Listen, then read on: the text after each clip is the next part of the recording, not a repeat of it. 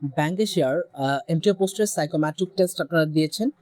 খুব সম্ভবত ঈদের পর এই সাইকোমেট্রিক টেস্টের রেজাল্ট দিয়ে এবং এটার যে পূর্ণাঙ্গ মেইন রিটেন যেটা সেই রিটেন এক্সামটা হয়ে যাওয়ার কথা। তো আজকের এই ভিডিওতে এমটিও রিটেন গাইডলাইন্স নিয়ে আমরা কথা বলবো। সাথে আমি আছি বাইজিৎ হোসেন বাপি। আশা করি পুরো ভিডিওটা দেখলে আপনি ডেপথ প্রিপারেশনের ডিটেলস সম্পর্কে জানতে পারবেন। সো শুরুতেই আমাদের যে বিষয়টা জানা দরকার, এক্সাম টেকারকে এবং এক্সামের প্যাটার্নটা কি ছিল। তো 2024 সালের যে এমটিও পরীক্ষা হয় ব্যাংক এশিয়ার, সেইখানে এক্সাম টেকার ছিল আইবিএ। এবং এটা খুবই সত্যি যে প্রাইভেট ব্যাংকের পরীক্ষাগুলো মূলত আইবিএ নিয়ে থাকে এবং নেক্সটেও খুব সম্ভবত আইবিএই হবে। দুই একটা পরীক্ষা বিআইবিএম বা এফবিএস ছাড়া বাকি পরীক্ষাগুলো কিন্তু আইবিএই নেয়। আপনারা জানেন আইবিএ সাধারণত হাইব্রিড প্রশ্ন করে থাকে, অর্থাৎ প্রিলি এবং রিটেন একই সাথে হবে, মানে একই দিনে প্রিলি এবং রিটেন হবে। সো চলুন আমরা দেখে নেই এই 2024 সালের পরীক্ষাটার মার্কস ডিস্ট্রিবিউশন অ্যান্ড টাইম ম্যানেজমেন্টটা কেমন ছিল। টোটাল 100 মার্কসের পরীক্ষা হয়েছে প্রিলি এবং রিটেন মিলিয়ে। এর মধ্যে প্রিলিতে ছিল 60 মার্কস, রিটেনে ছিল 40 মার্কস, অ্যান্ড টোটাল 1.5 ঘন্টার পরীক্ষা ছিল, যেখানে 45 মিনিট সময় পাওয়া গেছে প্রিলিতে এবং বাকি 45 মিনিট ছিল রিটেনের জন্য। এখন আমরা দেখবো যে প্রিলি বা এমসিকিউতে কি ধরনের কোশ্চেন ছিল এবং প্রত্যেকটা প্রশ্নের মান কেমন ছিল। প্রিলিতে ইংলিশ থেকে 16টা কোশ্চেন ছিল, ম্যাথ থেকে 16টা ছিল এবং জিকে অ্যান্ড পাজল মিলিয়ে 16টা ছিল। প্রত্যেকটা কোশ্চেনের 1.25 করে মার্কস ছিল এবং সেখানে 25% নেগেটিভ মার্কিং কিন্তু ছিল।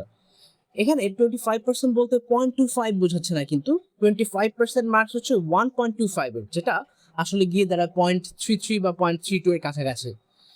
সো নেগেটিভ মার্কটা কিন্তু বিশাল বড় একটা ফ্যাক্টর এখানে। তো আমরা প্রিপারেশনের ক্ষেত্রে কি চিন্তা করবো যে আসলে কি ধরনের প্রিপারেশন নিব। যেহেতু আইবিএ পরীক্ষা নেয়, ইংলিশের টোটাল প্রিপারেশনটা হওয়া উচিত ভোকাব বেসড। কিছু গ্রামার থাকে, দু একটা গ্রামারিটিক্যাল আইটেম থাকবে, তবে আইবিএ প্রশ্ন মানেই ভোকাবুলারি বেসড কোশ্চেন, এবং ভোকাবুলারি যদি স্ট্রং না হয় আপনি আসলে ক্র্যাক করাটা আপনার জন্য কঠিন হয়ে যাবে। সেই ক্ষেত্রে ভোকাবুলারি পড়ার এবং ভোকাবুলারি জানার জন্য সবচেয়ে বহুল ব্যবহৃত এবং বহু সাজেস্টেড করা বই এটা হচ্ছে ওয়ার্ড স্মার্ট 1 এবং 2। আপনি এটা সবাই সাজেস্ট করে, আপনি যথেষ্ট সময় পেলে বা আপনার সেই ক্যাপাবিলিটি থাকলে এই বইটা শেষ করা উচিত, কারণ আইবি এর খুব ফেভারিট একটা সোর্স অফ কোশ্চেন এই ওয়ার্ড স্মার্ট 1 অ্যান্ড 2। এছাড়া আপনি গ্রামারের জন্য যেটা করতে পারেন, ক্লিজ টাসল করতে পারেন। মিনি টেস্ট যে কটা রয়েছে শেষ করতে পারলে আপনার গ্রামারে আশা করি কোনো প্রবলেম হওয়ার কথা না। এরপরে যেটা আছে, অবজেক্টিভ ইংলিশ নামে একটা বই আছে। ভোকাবুলারি তো মেইনলি কি সিনোনিম অ্যান্ড অ্যান্টোনিম।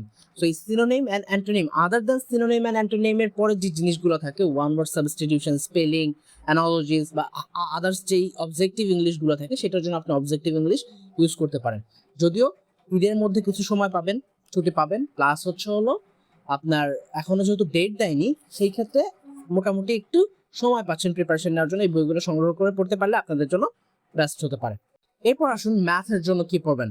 ম্যাথের জন্য মূলত আইবিএ বেসড ম্যাথ হ্যান্ডবুক রয়েছে, সেই আইবিএ বেসড ম্যাথ হ্যান্ডবুকটা করতে পারেন।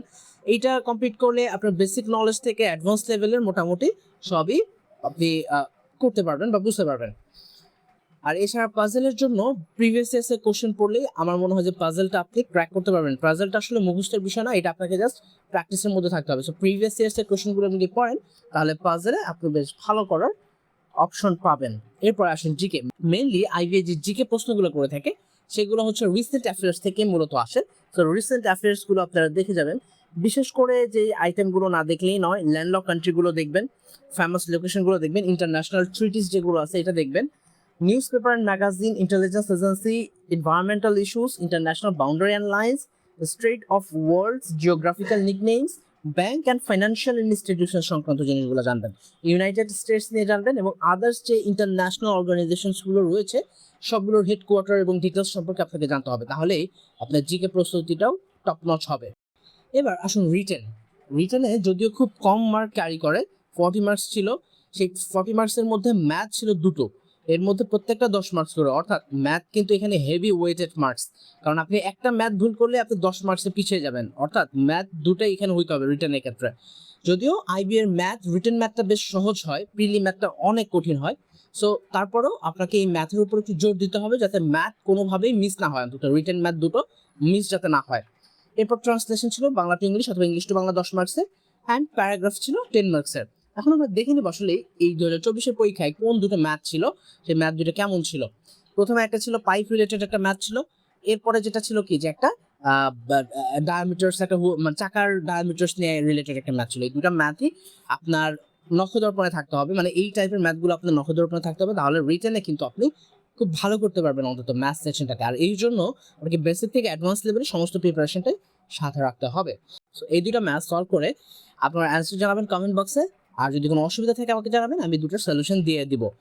এরপর প্যারাগ্রাফ কি ছিল? কাইন্ডনেস।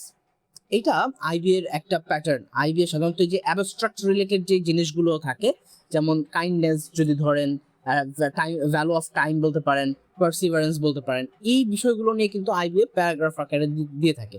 তো আপনি যদি এগুলোর একবার করে রিডিং দিয়ে যান বা বেসিকটা যদি জানেন, তাহলে কিন্তু লিখতে পারবেন অন্তত, আশা করি। এই প্যারাগ্রাফে কিন্তু 10 মার্কস ছিল, এটা কিন্তু ভালো ওয়েট ক্যারি করছে মার্কসে। তো এই ছিল প্রিলি এবং রিটেনের প্রিপারেশন। একদম গত বছরের প্রশ্ন ধরে ধরে আমি আপনাদেরকে একটা সাজেশন দেওয়ার চেষ্টা করেছি, কি ধরনের বই পড়বেন সেটা জানানোর চেষ্টা করেছি। এরপরেও কোনো কিছু জানার থাকলে, কোনো অসুবিধা হলে আমাকে নক দিবেন বা আমাকে কমেন্টে জানালে আমি সেই বিষয়টা নিয়ে আপনাদের সাথে আবার ডিসকাস করব। সবাই ভালো থাকবেন এবং আপনাদের প্রিপারেশন সবচেয়ে বেস্ট প্রিপারেশন হোক।